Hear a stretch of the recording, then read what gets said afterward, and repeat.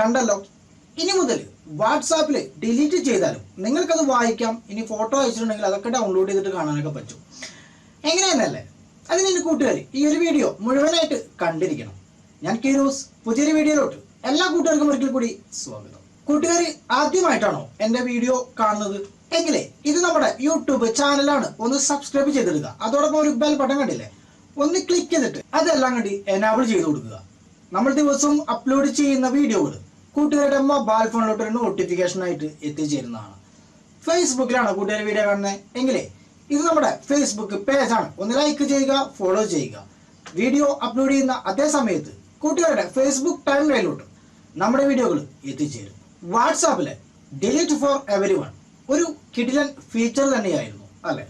നമ്മൾ അയച്ചൊരു മെസ്സേജ് നമുക്ക് വേണ്ട എന്ന് തോന്നുന്ന ഒരു പ്രത്യേക സമയത്ത് അല്ലെങ്കിൽ ഒരു പ്രത്യേക സമയം വരെ നമുക്ക് അവരുടെ ചാറ്റിൽ നിന്നും അത് ഡിലീറ്റ് ചെയ്ത് കളയാൻ കഴിയും. നമ്മൾക്ക് നമ്മുടെ ചാറ്റിൽ വന്നിരുന്ന ഒരു കണ്ടന്റ് നമ്മൾ പോലും കാണാതെ ഡിലീറ്റ് ചെയ്യുമ്പോൾ അത് കാണാനുള്ള ഒരു ആകാംക്ഷ വരാറുണ്ട് അല്ലേ?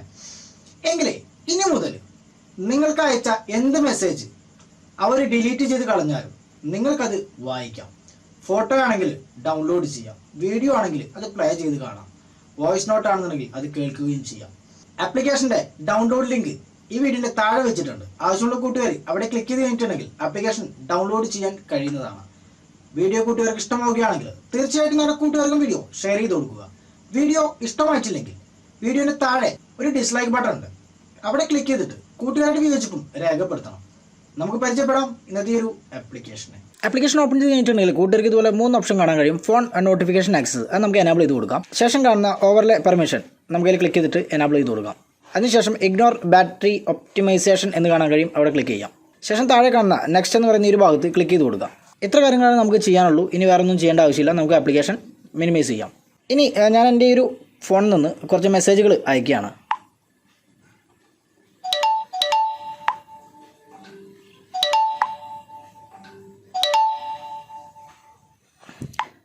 അതിനുശേഷം ഇവിടെയുള്ള ഈ 2 സംഭവങ്ങളും ഞാൻ ഡിലീറ്റ് ചെയ്യുകയാണ്. ഡിലീറ്റ് ഫോർ എവരി വൺ കൊടുത്തു. ഇവ രണ്ടും ഡിലീറ്റ് ആയി കഴിഞ്ഞു. ഇനി നമുക്ക് ഈ ഒരു ഫോണിലെ വാട്സാപ്പ് ഒന്ന് ഓപ്പൺ ചെയ്യാം.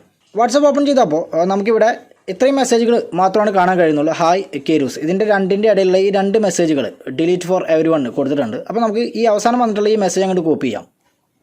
കോപ്പി ചെയ്തിട്ടുണ്ടെങ്കിൽ അവിടെ ടൈപ്പ് ചെയ്തത് എന്തൊക്കെയാണ് എന്നുള്ളത് ഇവിടെ കാണാൻ കഴിയും. ഹായ്, ലവ് യു, ഹലോ കീരൂസ്, ഇത്രയാണ് അതിൽ ടൈപ്പ് ചെയ്തിട്ടുള്ളത്. ആര് എന്ത് ഡിലീറ്റ് ചെയ്താലും നിങ്ങൾക്ക് ഈ ഒരു ആപ്ലിക്കേഷൻ ഉപയോഗിച്ചിട്ട് എടുക്കാൻ കഴിയുന്നതാണ്. അതോടൊപ്പം തന്നെ ഇനി മീഡിയ ഫയലുകളാണ് എന്നുണ്ടെങ്കിൽ, ഉദാഹരണത്തിന് വീഡിയോ, ഫോട്ടോസ് ആണ് എന്നുണ്ടെങ്കിൽ നമുക്ക് നമ്മുടെ ആപ്ലിക്കേഷൻ ഓപ്പൺ ചെയ്യാം.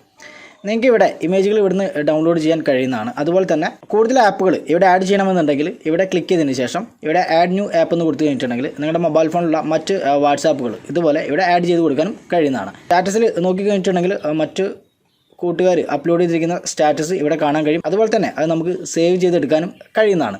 ഇന്ന് കൂട്ടുകാരുമായിട്ട് പങ്കുവെച്ച് ഈ ഒരു ആപ്ലിക്കേഷൻ കൂട്ടുകാർക്ക് ഇഷ്ടമായെന്ന് കരുതുന്നു. ഇഷ്ടമായിട്ടുണ്ടെങ്കിൽ നിങ്ങളുടെ കൂട്ടുകാർക്കും വീഡിയോ ഷെയർ ചെയ്ത് കൊടുക്കുക. വീഡിയോ കണ്ട കൂട്ടുകാർക്കെല്ലാം ഒരിക്കൽ കൂടി നന്ദി. ഇന്നത്തേക്ക് ഇവിടെ സൈനിങ് ഔട്ട്, കീരൂസ്.